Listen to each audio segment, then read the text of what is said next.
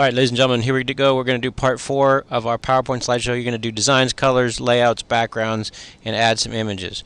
Alright, so the first thing we're going to do is open the task pane and choose a design template and answer this question on your notes. What does a design template do for your slideshow? Well, let's take a look and see what that is. Alright, so we're going to so here's what we're going to do. So we're going to shrink down the outline view here. We don't need that as much so much anymore. We can go to the slide view here. We're going to make this bigger. Okay, so what we're going to do is we're going to go to the design view and we're going to choose a theme. Okay, the first thing we're going to do is choose a design theme. Let's say I like this one.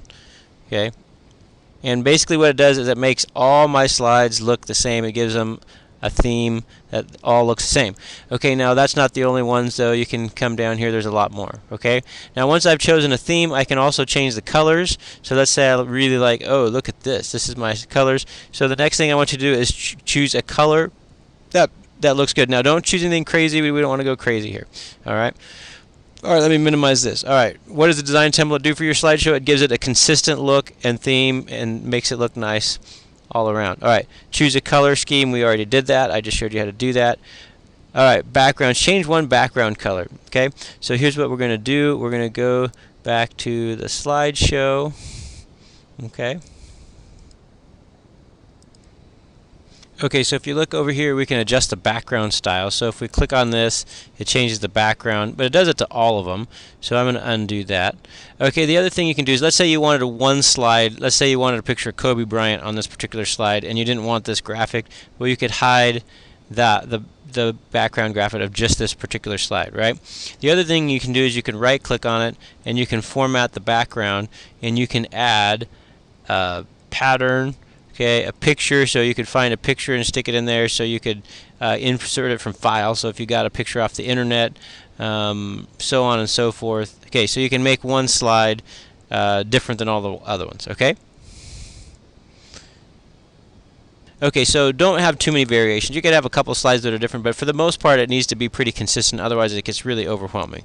Okay, so don't go crazy like Crazy Tim.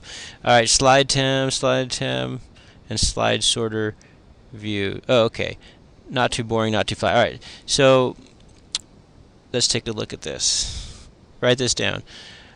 Slide tab and the slide sorter are good views for evaluating the visual quality of a show. Write that down.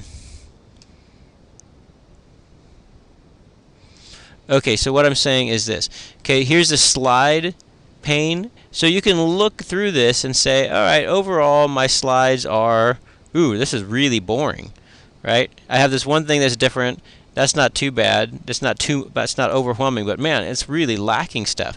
And so I can also go to the view and I can go to the slide sorter view and I can see all of these things, and it's like, man, I need to add a little something to these slideshows. So probably what I'm going to need to do is add some images to it, okay?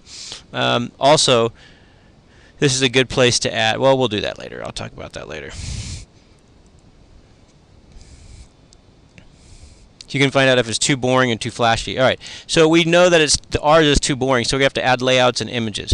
Okay, so not every slide needs an image, but having some will increase interest. Okay, let's look and see what this talks about. Read that and know what it's talking about. Alright, so we're going to go here.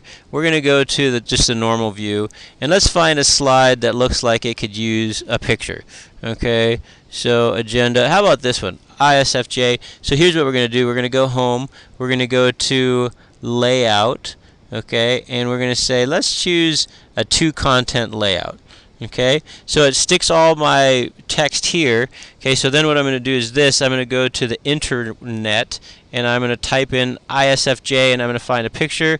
I'm going to copy that image and I'm going to come back over here, if it'll let me. Okay, and I'm going to click right here and let's see if it'll let me paste right into it. No?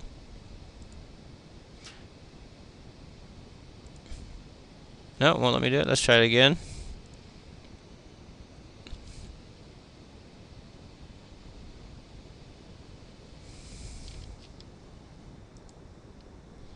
Okay, so it lets me paste it here. So now I'll click on this.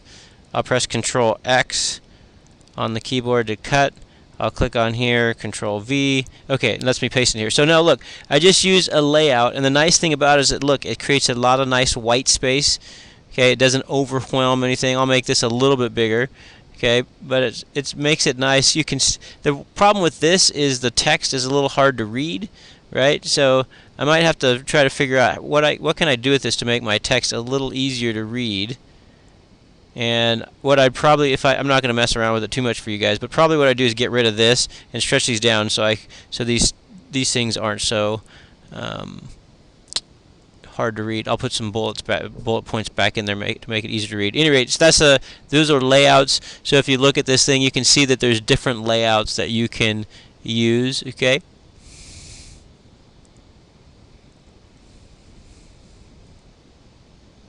Okay, where is a slide tab and what is it for?